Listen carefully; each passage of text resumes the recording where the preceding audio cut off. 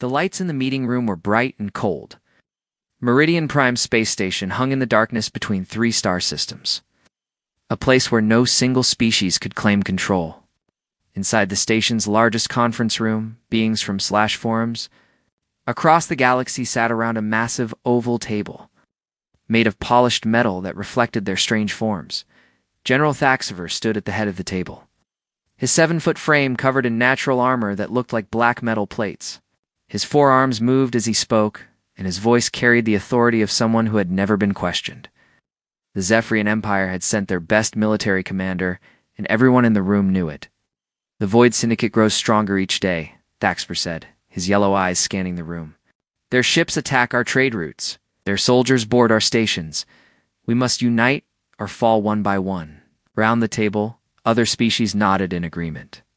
The Nexari representative looked like a walking crystal sculpture, her body catching the light and throwing rainbow patterns on the walls. Sharp angles made up her face, and when she moved, tiny chimes rang out. "The Nexari Collective agrees," she said in a voice like breaking glass. "We will contribute our crystal technology and our ability to shape matter itself." War Chief Gorin of the Corvin clans slammed his massive fist on the table, making everyone jump. He was built like a bear that had learned to walk upright, covered in thick brown fur and muscles that bulged under his ceremonial armor. "The Corvin will fight," he roared.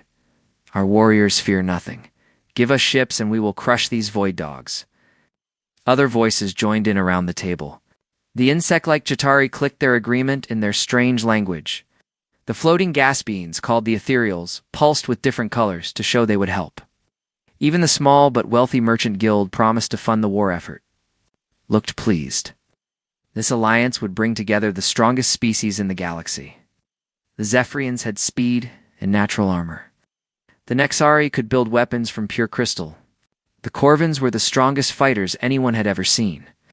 The Chitauri could survive in space without suits. The ethereals could phase through solid matter.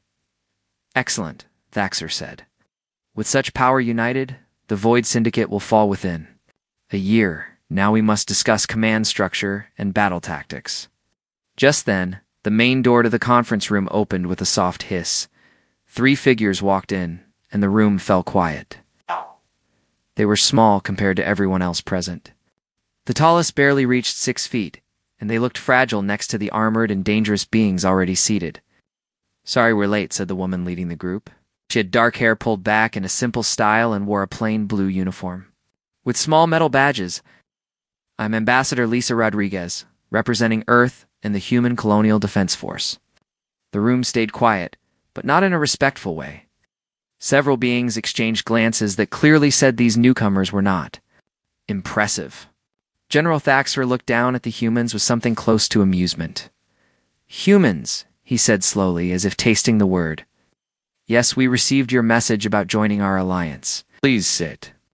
Rodriguez moved to the 3 empty chairs that had been placed at the far end of the table, almost like an afterthought.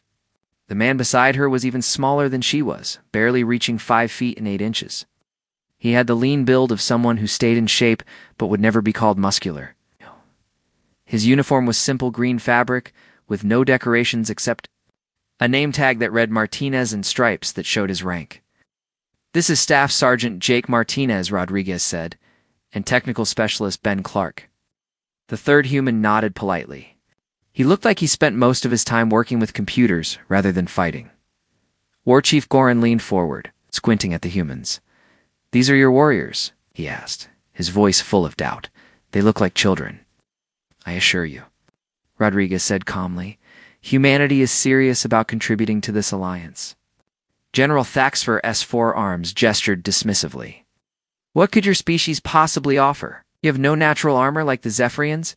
You cannot shape matter like the Nexari. You lack the strength of the Corvins or the special abilities of the other species here." Martinez spoke for the first time, his voice quiet but clear. "We adapt." Thaxiver blinked his yellow eyes slowly. "Adapt?" "Yes, sir," Martinez replied. "Humans are good at adapting to new situations." Several beings around the table made sounds that might have been laughter in their various languages. The Nexari representative chimed softly, which sounded almost musical but somehow mocking. Adaptation is what weak species do when they cannot. Fight properly, she said. Rodriguez kept her expression neutral, but her jaw tightened slightly. Perhaps we could demonstrate our capabilities rather than simply discuss them. Demonstrate, Thaxfer repeated. How would you propose to do that? Ow. Ben Clark spoke up, his voice carrying the patience of someone used to explaining technical things to people who didn't understand. Every species here has shown holographic displays of their abilities. Combat footage, strength tests, technological demonstrations, but humans prefer practical examples. War Chief Gorin laughed, a sound like rocks falling down a mountain. Want a practical demonstration? It's very well, let us see what these tiny humans can do. The room buzzed with excited conversation as the various species began discussing what kind of test would be appropriate. Some suggested a simple strength contest, which would obviously favor the Corvins. Others mentioned speed trials, where the Zephyrians would dominate. The Nexari proposed a technology demonstration, confident in their crystal-based systems. General Thaxavar raised one of his 4 hands for silence. We will use the station's combat simulator, he announced. Each species will select their finest warrior for a series of battle scenarios. This will show us who truly deserves a place in our alliance. Around the table, the various representatives began selecting their champions. The choice was obvious for most species. Thaxavor would represent the Zephyrians himself, his confidence clear in every movement of his armored form. War Chief Gorin volunteered immediately for the Corvins, eager to show off his strength.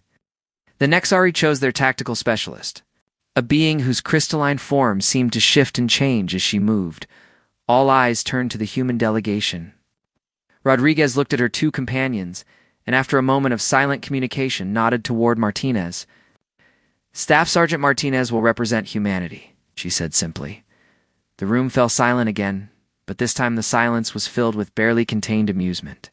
Beings who had been taking the discussion seriously now looked like they were trying not to laugh openly.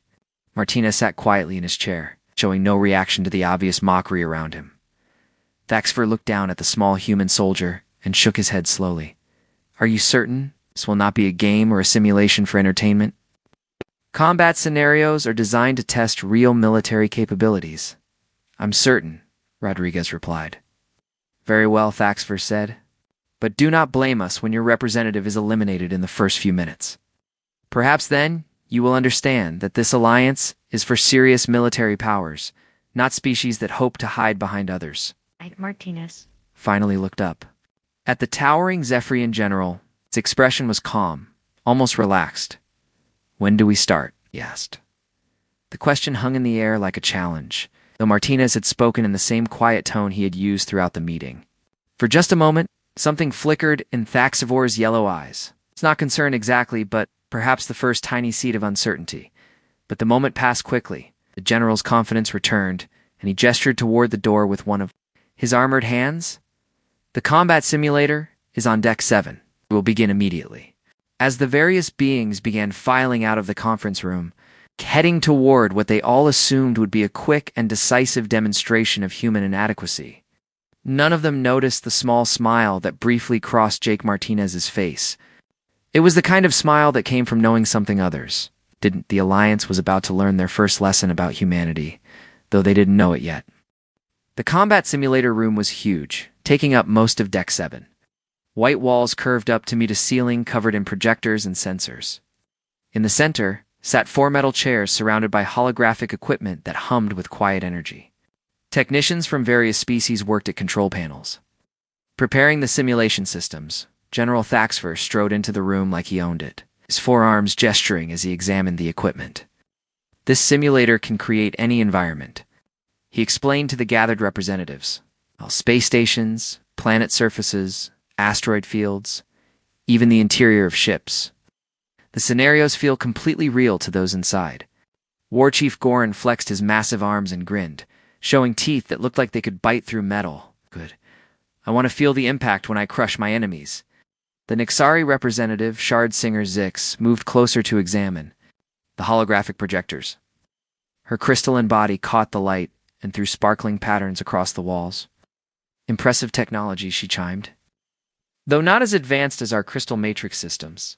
Martinez walked quietly around the room, his hands clasped behind his back. He looked at everything but said nothing. The other species barely noticed him, too busy discussing their own capabilities and strategies. The first scenario will be simple, announced the lead technician, a spider-like Chitauri whose multiple eyes blinked in sequence.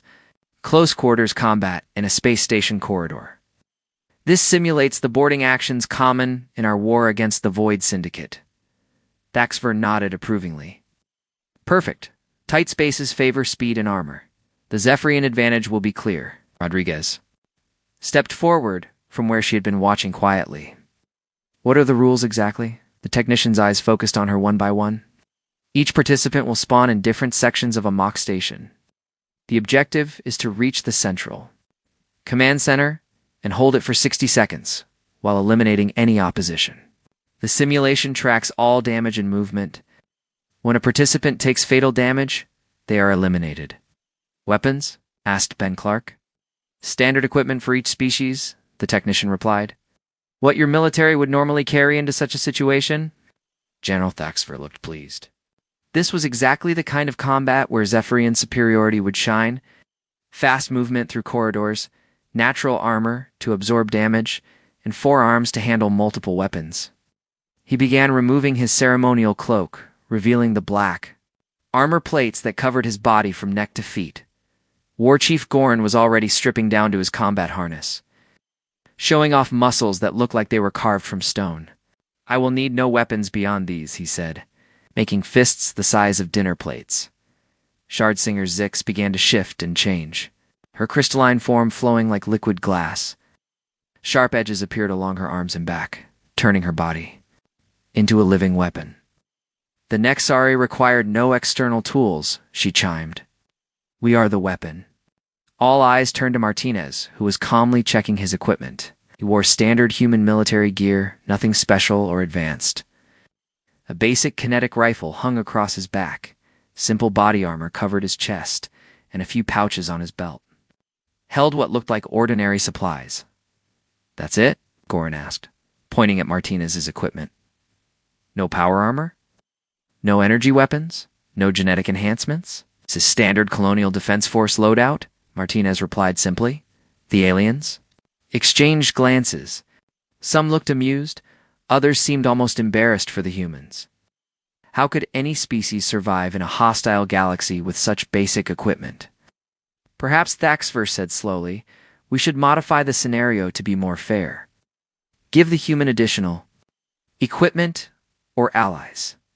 Ambassador Rodriguez shook her head. That won't be necessary. Sergeant Martinez prefers to work with familiar gear. The technician gestured toward the 4 chairs.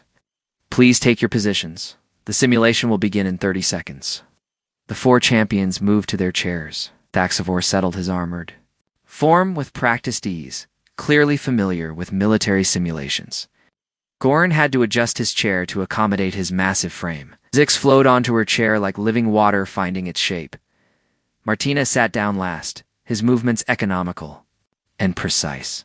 He closed his eyes for a moment, taking a deep breath. When he opened them again, his expression had changed subtly.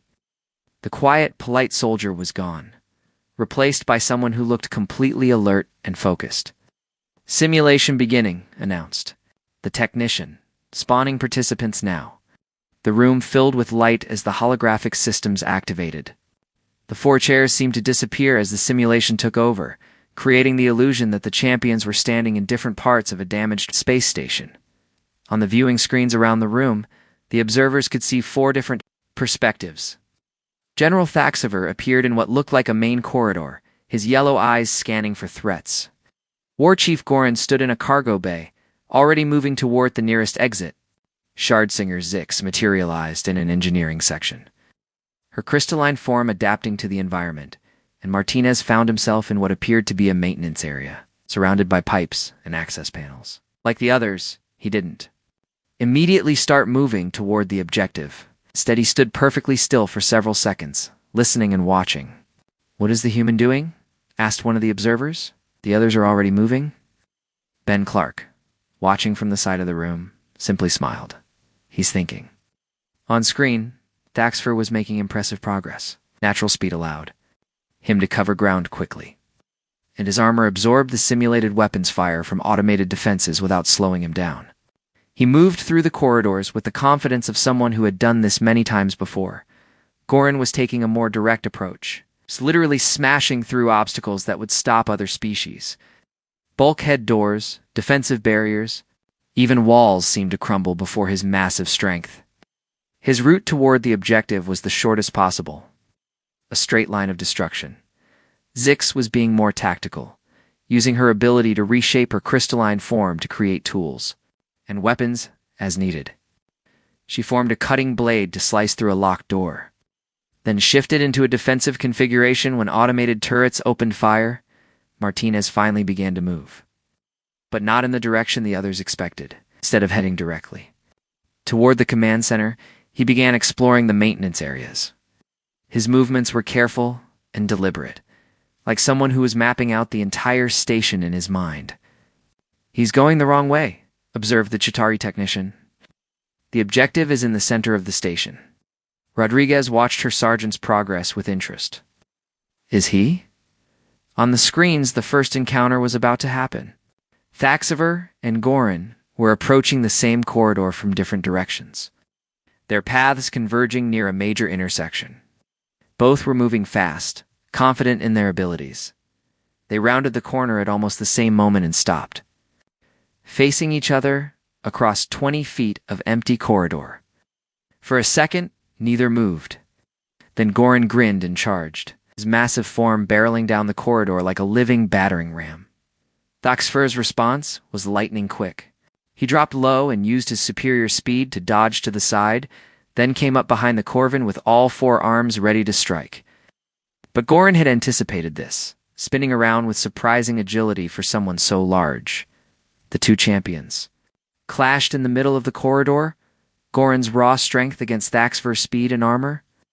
It was an impressive display of combat skill from both species. The observers watched with fascination as the two warriors fought with techniques perfected over centuries of warfare. But while they were focused on this dramatic battle, something else was happening on the fourth screen. Martinez had found something. In the maintenance areas, something the others had missed. He was no longer exploring aimlessly. Now he was moving with purpose, following a route that none of the observers understood. "Where is he going?" asked Shardsinger Zix, who had paused her own advance to watch the human's strange behavior. The answer came a few seconds later. Martinez emerged from an access tunnel directly behind Zix's position. He had used the station's maintenance systems to bypass the main corridors entirely, moving through spaces that the simulation's creators had included for realism, but never expected anyone to actually use. Zix sensed movement behind her and began to turn, her crystalline form shifting into a defensive posture. But she was too late. Martinez was already moving, and his approach was unlike anything the observers had ever seen. He didn't attack Zix directly. Instead, he did something that made several of the alien observers gasp in surprise. He had studied the engineering section where Zix was positioned, and he knew exactly which systems controlled the environmental settings in that area. 3 quick shots from his kinetic rifle hit specific control panels. The lights went out, emergency. Systems activated, and the artificial gravity in that section began to fluctuate wildly.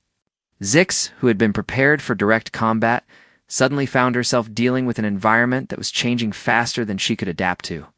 In the chaos that followed, Martinez moved like he had been born in zero gravity, while Zix struggled to maintain her form in the shifting gravitational fields. He used the confusion to eliminate her with clinical precision. Martinez moved through the ceiling access shaft with the silence of a shadow. Below him, the sound of combat echoed through the metal walls as General Thaxiver and War Chief Goran continued their fierce battle. Neither warrior knew they were being watched from above. In the observation room, the alien representatives stared at their screens in growing confusion. The small human had already eliminated Shardsinger Zix using tactics none of them had ever seen before. Now he was moving through parts of the space station that most of them didn't even know existed. "This is impossible," muttered the Chitauri technician, his multiple eyes blinking rapidly. The simulation was designed for direct combat, not this. Sneaking around in maintenance areas, Ambassador Rodriguez kept her expression neutral, but inside she felt a familiar sense of pride. She had seen Jake Martinez in action before, and she knew the other species were about to learn something important about human warfare. On the main screen, Thaxfer landed a solid hit on Goran's shoulder, his armored fist striking with enough force to crack stone. But the massive Corvin barely flinched, grabbing the Zephyrian's arm and spinning him around like a toy. Both warriors were skilled, both were powerful, and both were completely focused on each other. Neither of them looked up. Martinez had positioned himself directly above the fighting, watching through a maintenance grate. He could have dropped down and attacked either warrior while they were distracted. That's what the observers expected him to do. That's what any normal soldier would have done. Instead, Martinez did something that made the watching aliens question everything they thought they knew about combat. He started working on the stations. Environmental systems. The corridor where Thaxfer and Goran were fighting had multiple control panels along the walls. Life support, gravity controls, atmospheric, processors, emergency systems. Martinez had studied the station's blueprint during his earlier exploration, and he knew exactly which systems controlled which functions. From his position in the ceiling, Martinez couldn't reach the control panels directly, so he made his own. Access. 3 precise shots from his kinetic rifle punched through the ceiling grating and struck specific points on the corridor walls below. The first shot hit the gravity control system. Suddenly, the section of corridor where the two warriors were fighting shifted from normal gravity to zero gravity. Both Thaxfer and Goran found themselves floating. Their fighting styles completely disrupted. The second shot struck the atmospheric control panel. Emergency fog began pouring into the corridor, thick white vapor that reduced visibility to almost nothing.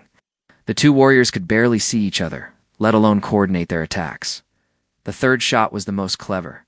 It hit the emergency lighting system, but not to turn the lights off. Instead, it activated the strobe lights used during station evacuations. The corridor filled with rapid, disorienting flashes of bright light. In the space of 3 seconds, Martinez had turned a simple corridor into a nightmare of confusion. Zero gravity, thick fog, and strobing lights that made it impossible to track movement or maintain balance. But Martinez wasn't done. While the two warriors struggled to adapt to the chaotic environment he had created, Martinez dropped through the ceiling grate. But he didn't drop randomly. He had calculated the exact position where he needed to be, and he fell with precision that bordered on the impossible. He landed directly between the two floating warriors, using their own bodies to control his descent. His feet touched Goran's back for just a moment, giving him the leverage to push off and redirect his movement toward Thaxfer. The Zephyrian general saw Martinez coming through the fog and strobing lights, but he was still adapting to the zero gravity. His usual speed was useless when he had nothing to push against. He tried to bring his forearms up to defend himself, but Martinez was already inside his guard. What happened next lasted only seconds. But every alien in the observation room would remember it for the rest of their lives. Martinez didn't try to overpower Thaxfer.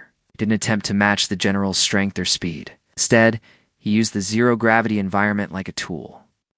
He grabbed onto Thax's armor and used the Zephyrian's own mass to spin both of them in a controlled rotation. As they spun, Martinez positioned his rifle and fired once. The shot struck a specific point on Thaxifer's armor, not to penetrate it, but to redirect their rotation. Now they were spinning toward one of the corridor walls, and Martinez used the impact to separate himself from the general while sending Thaxifer tumbling helplessly through the fog. Possible breathed one. Of the observers, he's using physics like a weapon. But Martinez wasn't finished with General Thaxfer yet.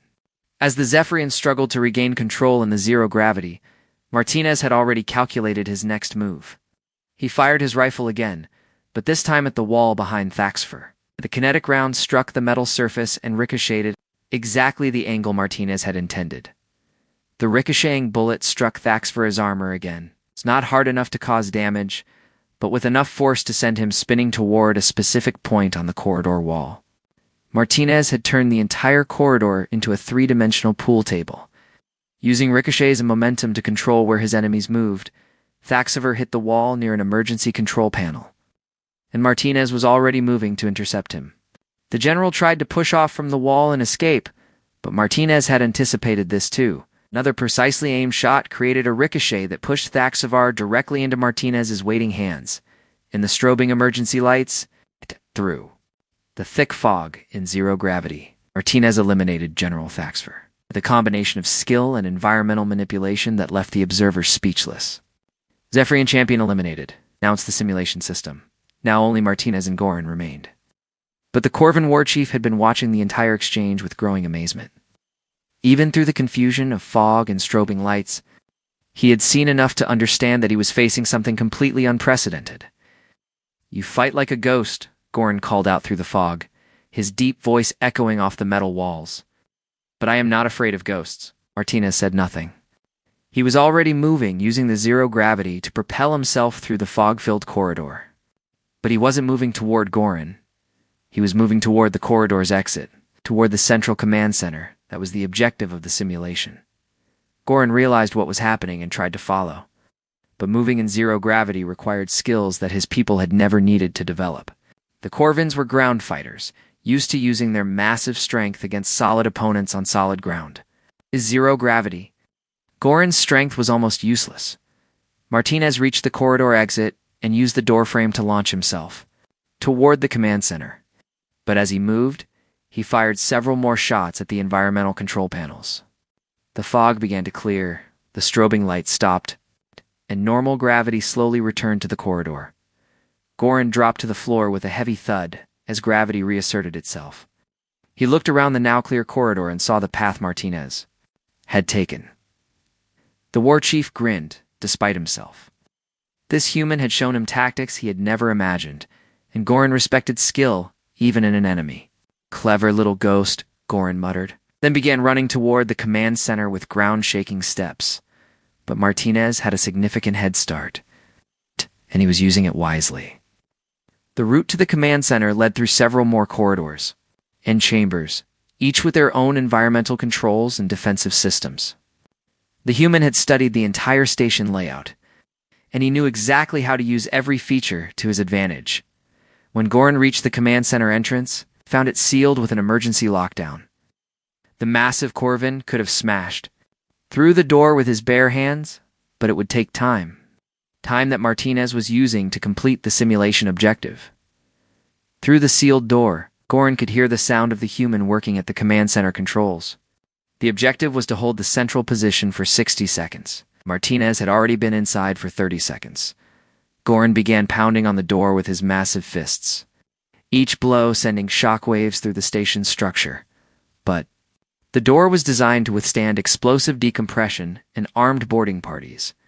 Even Corvin's strength would need time to break through.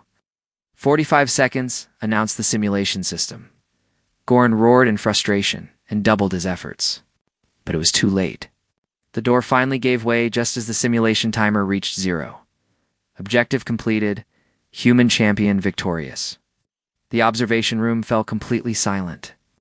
On the screens, they could see Martinez standing calmly in the command center, his rifle lowered and his breathing steady. He looked like he had just completed a routine training exercise, not eliminated 3 of the galaxy's most feared warriors. General Thaxavar was the first to speak, his voice quiet with something that might have been awe. Martinez looked up at the camera, knowing the others were watching.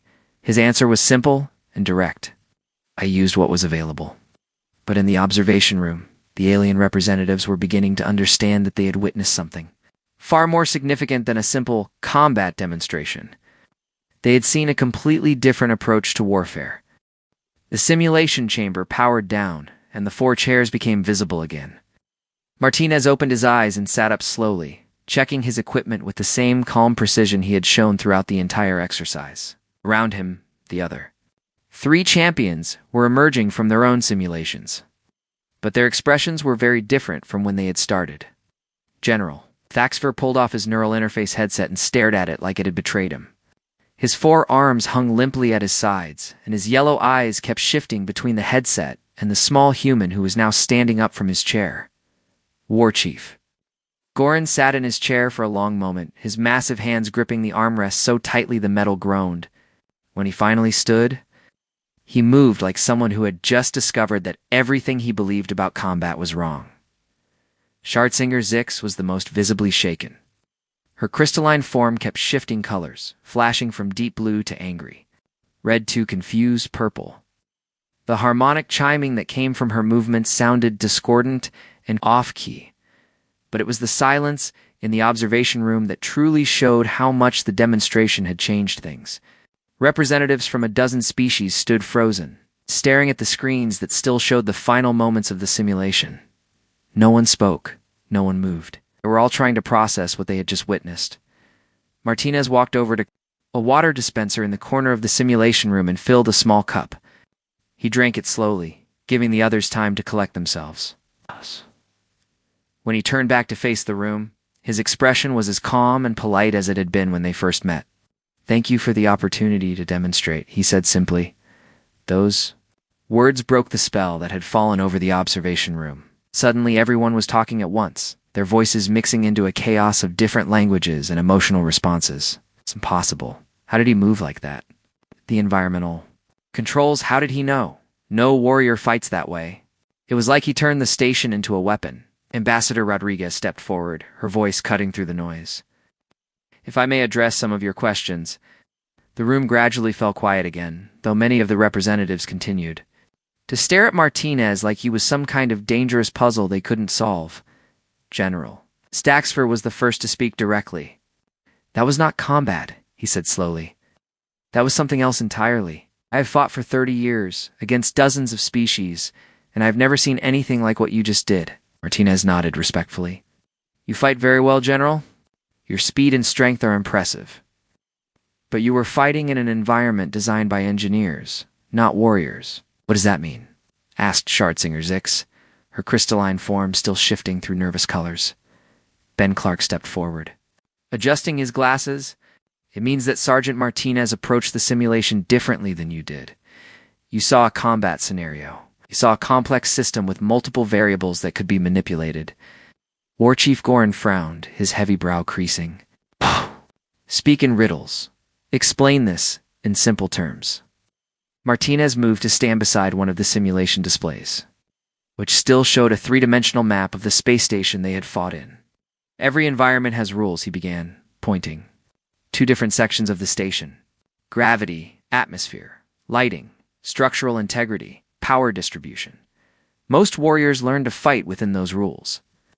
Humans learn to change the rules." He touched the display, highlighting the corridor where he had fought Thaxfer and Gorin. "This corridor has gravity generators, atmospheric controls, emergency lighting systems. You saw walls and obstacles. I saw tools." The Chitauri technician clicked his mandibles nervously. "But how did you know which systems to target?" "The station schematic was not provided." "I mapped it myself," Martinez replied. "During the first few minutes of the simulation, while you were rushing toward the objective, I explored the maintenance areas. Every station built by spacefaring species follows similar design principles: life support systems, power distribution, emergency protocols. Once you understand the patterns, you can predict how any station will function." One of the ethereal representatives pulsed a deep orange color, which their translator converted to speech. "This implies your species studies our engineering specifically." "To exploit it in combat," Rodriguez shook her head. "Not specifically, no. But humans learn to adapt to any environment they encounter. We study systems because understanding systems helps us survive." General Thaxper was pacing now, his armored feet clicking against the metal floor. "This changes everything," he muttered. "If your soldiers can turn our own technology against us, how can any species defend itself?" "You're missing the point," Martinez said quietly. "I wasn't trying to defeat your technology. I was trying to complete the mission using whatever tools were available. The station's systems weren't weapons until I needed them to be weapons." Ben Clark pulled up another display, this one showing statistics from the simulation. "Look at the resource usage data," he said. Sergeant Martinez fired fewer shots than any other participant. He used less energy, moved more efficiently, and completed the objective in less time. This isn't about overpowering anyone. It's about being more efficient. War Chief Gorin studied the numbers with obvious confusion, but efficiency in combat. means nothing if you cannot strike hard enough to defeat your enemy? Does it? Martinez asked. General Thaxter, how much damage did I actually inflict on you during our encounter? The Zephyrian general thought for a moment, then his eyes widened slightly. Almost none. The simulation registered my elimination, but you never actually attacked me directly. Exactly. I didn't defeat you. I used the environment to neutralize. There's a difference. Shardsinger Zix chimed a series of notes that sounded like confusion mixed with fascination. You turned the corridor into a trap. But you couldn't have known we would fight there. Martinez smiled slightly. I didn't know where you would fight. I knew that eventually someone would end up in that corridor, and when they did, I wanted to be ready to control the environment they were fighting in. The implications of this statement sent another wave of silence through the room. The alien representatives were beginning to understand that they hadn't just witnessed unusual tactics, they had seen a completely different philosophy of warfare. Species doesn't just adapt to environments, observed the Nexari representative. You control them. We work with them, Martinez corrected. Everything in the universe follows certain rules. Physics, engineering, biology, psychology. Humans learned long ago that fighting against those rules is less effective than learning to use them. Ambassador Rodriguez decided it was time to reveal something that would put the demonstration in proper context. There's something you should understand about Earth and human military development. Our planet isn't just our home. It's been trying to kill us for our entire evolutionary history. The room's attention focused on her completely. She continued, Earth has ice ages, volcanic eruptions, earthquakes, hurricanes, floods, droughts, diseases, and predators that are bigger and stronger than humans. We survived not by being the strongest or fastest or most heavily armored. We survived by being the most adaptable, Ben Clark added. Every human military conflict has been fought between groups that had access to the same basic technology and environments. We couldn't rely on natural advantages because we were fighting other humans. So we learned to create advantages from whatever was available. General Thaxter stopped pacing and fixed Martinez with an intense stare. He said earlier that humans adapt. But this goes beyond adaptation. This is manipulation of reality itself. Reality is just a set of rules, Martinez replied. The trick is learning which rules you can bend and which ones you can't. A new voice entered the conversation. The lead representative from the Merchant Guild, a short, round being covered in expensive fabrics, had been quiet throughout the entire demonstration. Now she spoke with the careful tone of someone who understood economics better than warfare. I have a question, she said. This demonstration was impressive, but it was still just one human against 3 opponents in a controlled environment. How do we know this represents the true capabilities of your species' military? The question hung in the air like a challenge.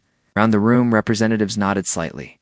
They had been impressed by what they had seen, but they were also practical beings who knew that one exceptional individual didn't necessarily represent an entire species' capabilities. Ambassador Rodriguez exchanged a glance with Martinez and Ben Clark. Then she made a decision that would change the course of the alliance negotiations. Would you like to see a real demonstration? She asked.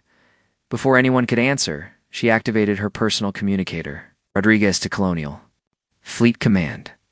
Please transmit the Kepler Station incident files to our current location.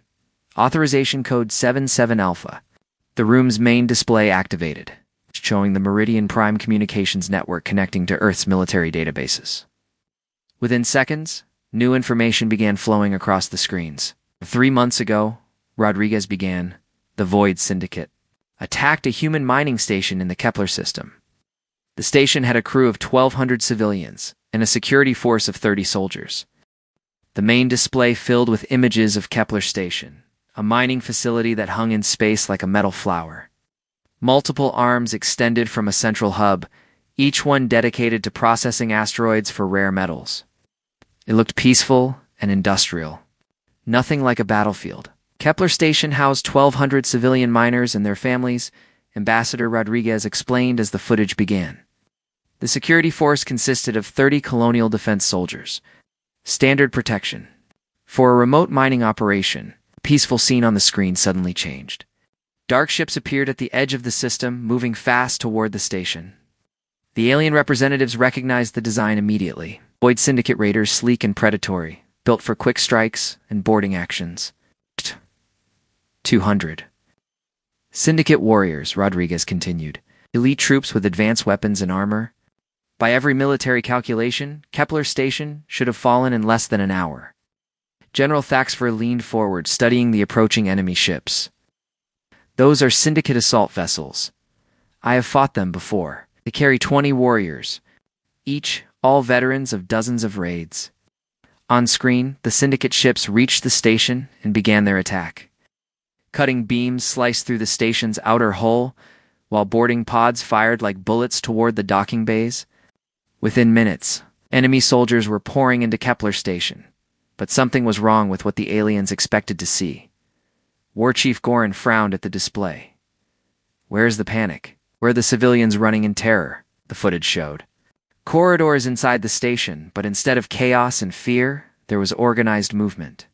Civilians were moving calmly through predetermined routes, following evacuation procedures that looked well-rehearsed, and the security soldiers were not where anyone expected them to be. The Syndicate forces entered through 12 different breach points, Rodriguez narrated. They expected to find defenders waiting at each entrance. Instead, they found empty corridors. The alien representatives watched in confusion as Syndicate warriors advanced through the station, meeting no resistance. The raiders moved in standard formation, clearing rooms and corridors with professional efficiency. But there was no one to fight. This makes no sense, muttered Shardsinger Zix. Where are the human defenders? Ben Clark smiled and pointed to a section of the display that showed a three-dimensional map of the station. Watch the maintenance areas. At first, the aliens saw nothing unusual. Then, gradually, they began to notice tiny movements in the spaces between the main corridors.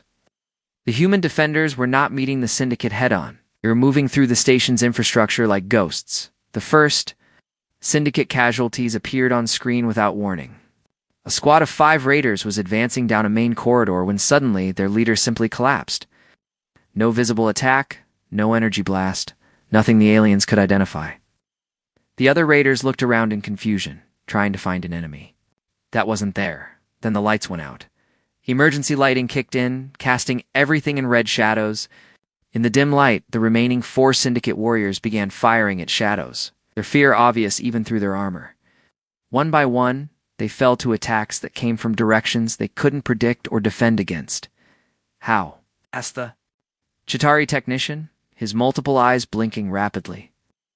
How are the humans eliminating trained warriors without being seen? The answer came as the camera view switched to show what was happening inside the station's walls. The human defenders had turned the entire mining facility into a three-dimensional battlefield. They moved through air ducts, maintenance tunnels, and service corridors that connected every part of the station. More importantly, they had taken control of the station's systems. Kepler Station was a mining facility, Martinez explained quietly. It had industrial equipment designed to cut through asteroids, move massive amounts of material, and process raw ore. The human defenders turned all of that equipment into weapons.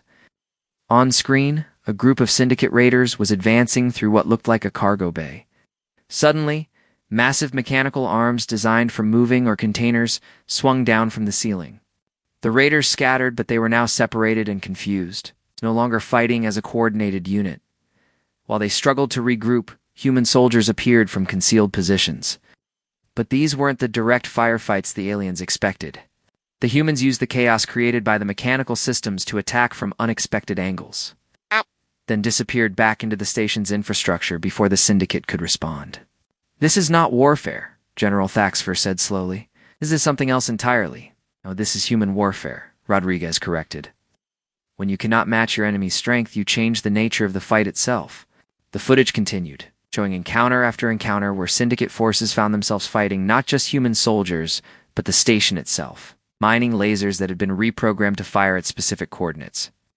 Gravity systems. That created localized fields to disorient attackers. Even the station's atmospheric controls were used as weapons, creating pressure differentials that could knock armored warriors off their feet. But the most impressive part was how the human civilians were integrated into the defense. They weren't just evacuating randomly. They were moving according to a plan that turned their evacuation into part of the defensive strategy. The civilians are acting as reconnaissance, observed the Nexar representative. They're reporting enemy positions while appearing to flee in panic. Every human on that station was part of the defense, Ben Clark confirmed. Children, elderly, workers, families, everyone had a role that contributed to the overall strategy. War Chief Gorin shook his head in amazement. Among the Corvin, only warriors fight. Civilians flee or hide. But your civilians fight alongside your soldiers. Our civilians are our soldiers, Martinez said simply. Every human learns basic survival and defense skills. We cannot afford to have anyone who is completely helpless. The climax of the battle came when the Syndicate forces, frustrated by their inability to engage the human defenders directly, decided to destroy the station's central power core. If they couldn't capture Kepler Station, they would ensure no one else could use it either. A team of 20 elite Syndicate warriors fought their way to the power core chamber, suffering heavy losses, but finally reaching their objective. They began setting explosive charges that would turn the station's power plant into a massive bomb. That was when the aliens watching the footage saw something that would change their understanding of human warfare forever. The 30 human defenders appeared all at once. They didn't charge into the chamber like traditional warriors. They didn't announce themselves or demand surrender. They simply materialized from every possible direction simultaneously. From air vents, maintenance hatches, service tunnels, and concealed positions that seemed to be carved into the walls themselves.